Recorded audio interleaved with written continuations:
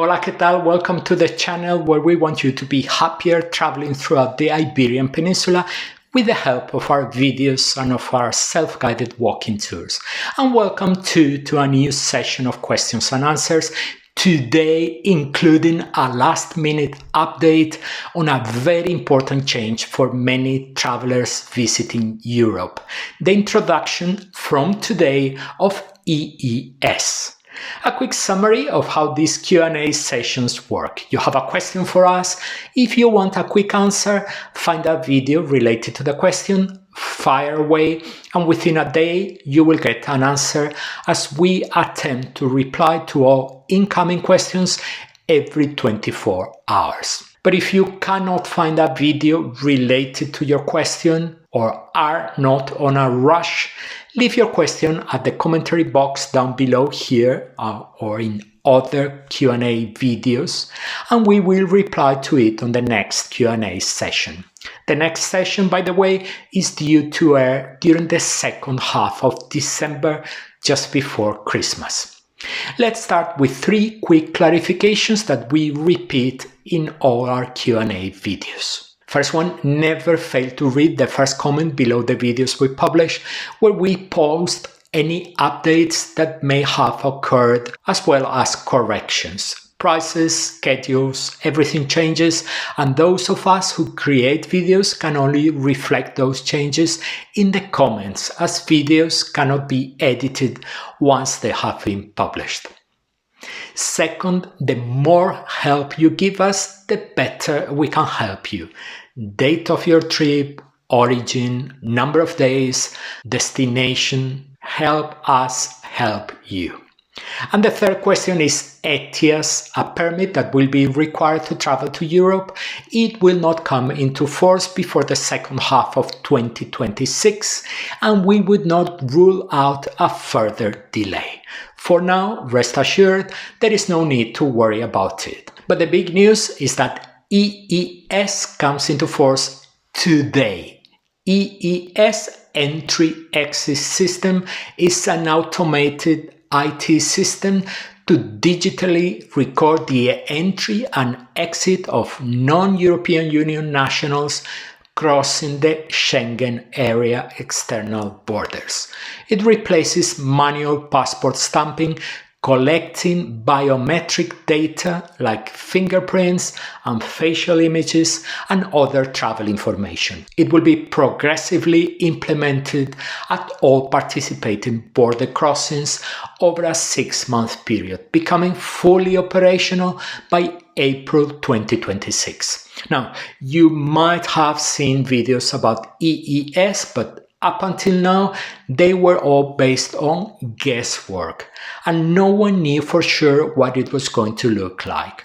As it happens, we arrived in Madrid airport on board an international flight this very same week and got to see firsthand the machines that will be used for the EES system.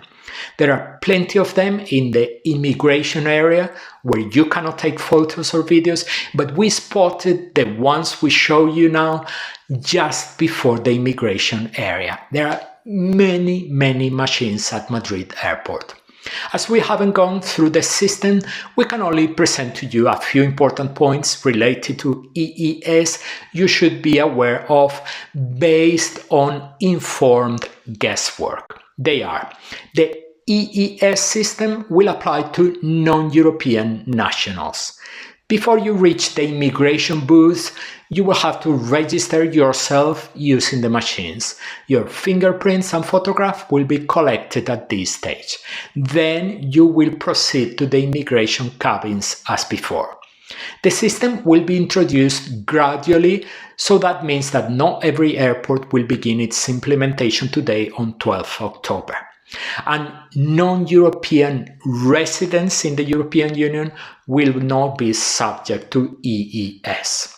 If you are planning to take a connecting flight to another European country, be aware that lines are very likely to form, causing delays, certainly during the initial days of operation of the system. So allow for generous connecting times.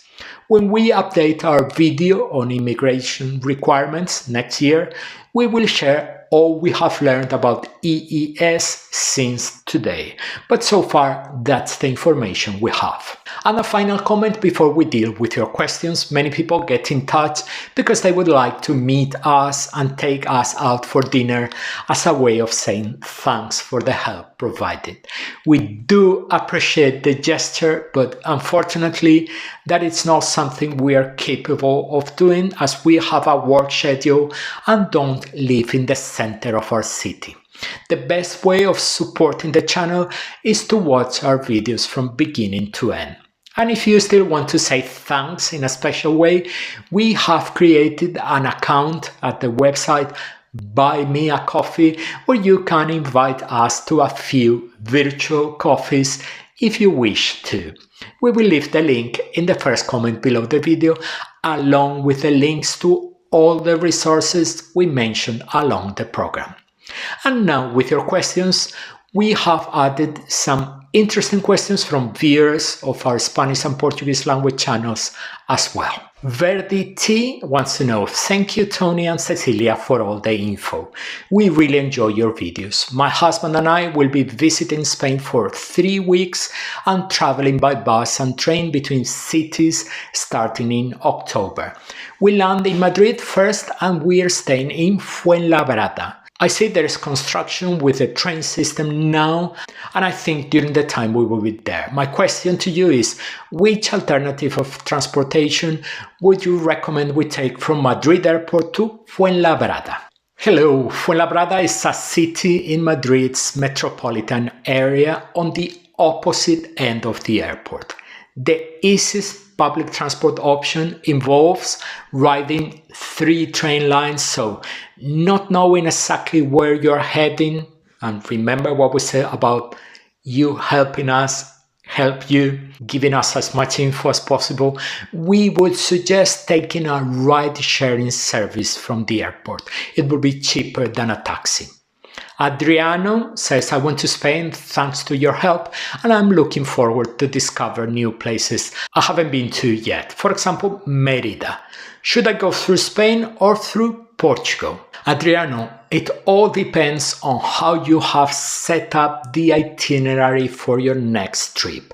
You can reach Mérida both from Portugal and from Spain. It is relatively easy from Madrid, where you can take a direct train to the city, but if you are driving from Portugal to Spain, you could also reach Mérida by car. But it all depends on how your itinerary is set up. Tauro Nafs, greetings, I have happily stumbled upon your very informative channel.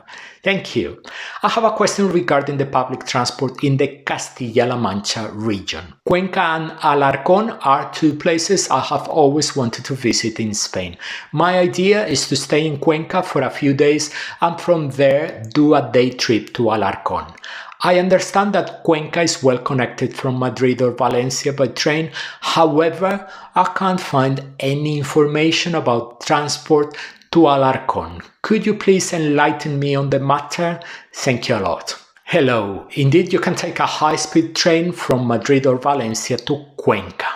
Easy done. From Cuenca to Alarcón, we haven't done it, but there seems to be a daily bus operated by the company Rubio Car. We are going to leave in the first comment below the video the company's website. But as you intend to spend a few days in Cuenca, we strongly suggest you go to the tourist office for clear, up-to-date information on that bus service. No need to buy tickets in advance. There is a bus service. Check out the schedules once you are in Cuenca. Grisi, sorry if we mispronounce your name. Hola Tony, for my one-day trip from Barcelona to Montserrat, I will need to catch the train to Montserrat. But in your video on the topic, you advise to arrive early up so we may see everything, plus having the nice walks around. Where can I find the schedule of the train from Plaza de España? Thank you. Me and my friends highly appreciate your advice. Warm greetings from Bulgaria.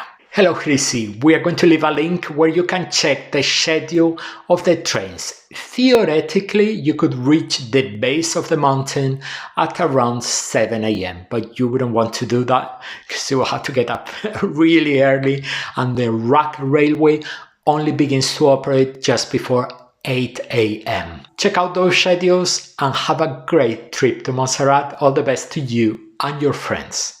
Shirley, hi Tony, how are you? I love your channel. It's my go-to source for holiday information. Thank you, Shirley. Glad to hear that. Thank you for all your hard work. I'm trying to find accommodation and a viewing spot for the eclipse in Spain on 12th August 2026. Most of the places recommended to me are already booked. I'm looking for somewhere that will experience totality, right? Rightly so. So ideally Oviedo, León or Burgos. Hi Shirley, we hope you saw the video we released recently on the eclipse. There are many more towns and cities where the totality can be experienced.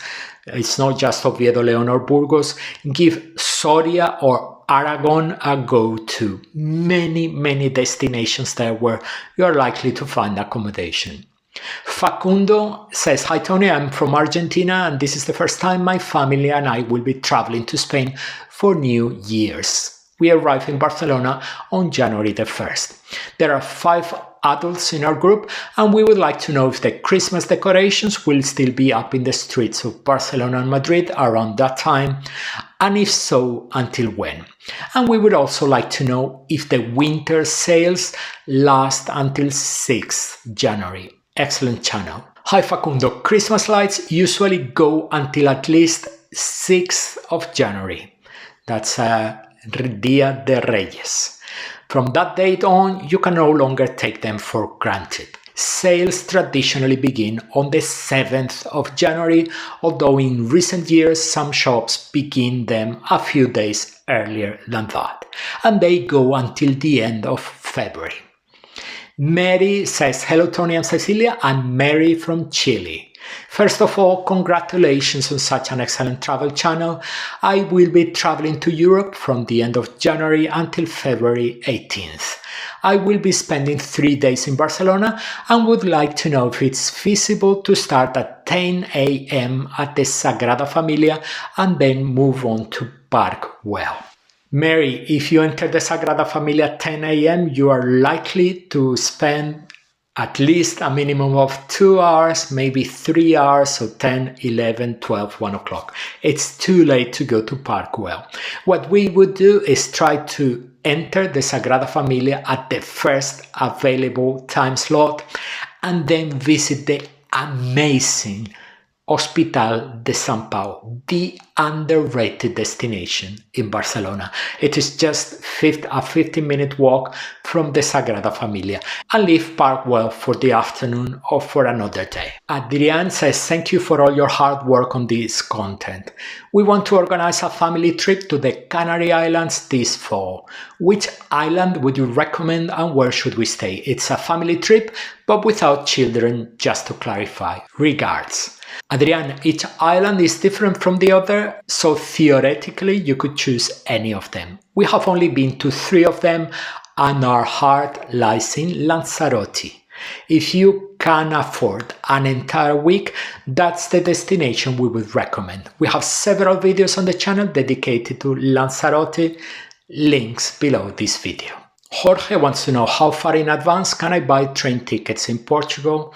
Well, the answer is 2 months, but it might change from one line to another. As you don't mention any specific lines, we cannot be more accurate than that, but Lisbon, Porto, for example, 2 months in advance.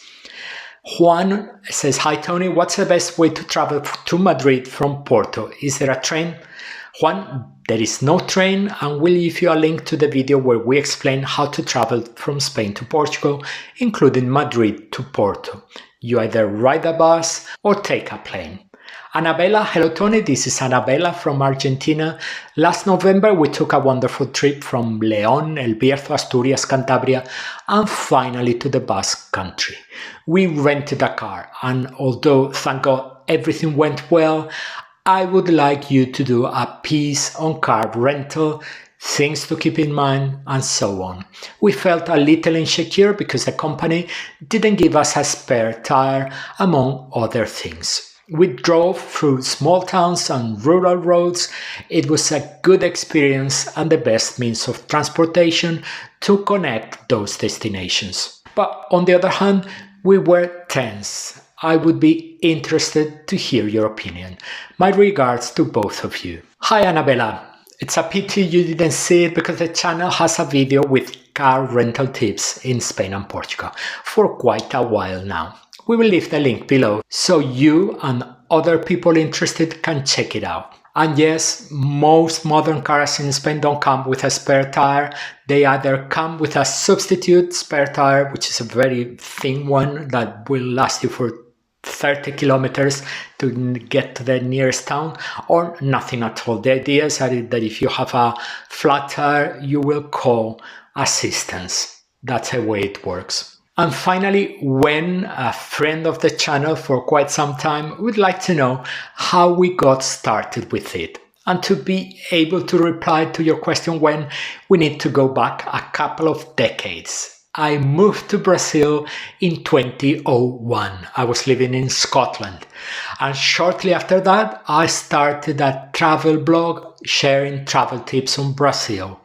Initially in Spanish, later in English too. The blog grew huge as there wasn't much reliable first-hand information around, and admittedly Brazil is not an easy destination. When we moved back to Spain 10 years later, we decided to continue writing about the place where we live. So we started 3 sites dedicated to Barcelona, Madrid and then Spain in the Portuguese language, addressed mostly to Brazilian tourists. And the sites grew quite big as well. It was only just before the pandemic, what a timing, that we decided to create a YouTube channel in Portuguese. It went really well and it was shortly followed by a Spanish language and an English language channel. And then the pandemic struck, unlucky of us. But we recovered from it and kept going strong to the present day. As we started sharing travel tips nearly 25 years ago, we have developed a sense for what we feel is relevant to the traveler and what is not. And that's what we try to communicate on our videos. Hope we answered your question when. And that was all for today. Our next video with questions and answers just before Christmas. In the meantime, make the most of our videos and commentary boxes where every day we reply to your incoming questions. Happy travels to you all.